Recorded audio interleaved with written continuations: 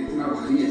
अरे खास कुछ नहीं, और गाँव में अपने आदमी को किसी का सर काटने के लिए उसकी खोपड़ी होगी इसका दिमाग में कचरा भर गया, सारा निकल गया। और तुम बताओ कैसे हो? बस कट रहा हूँ। बियर अच्छा, अरे मेरे लिए ना बियर। हाँ बोल बैठे, बोल क्या वाला? अगर हम दोनों मर जाएंगे तो नुकसान किसका हो? हम दोनों करेंगे। मैं तो बोलता हूँ पॉजिटिव रहते हैं यार, पता नहीं कब जादू की छड़ी चल जाए, हम दोनों की किस्मत बदल जाए।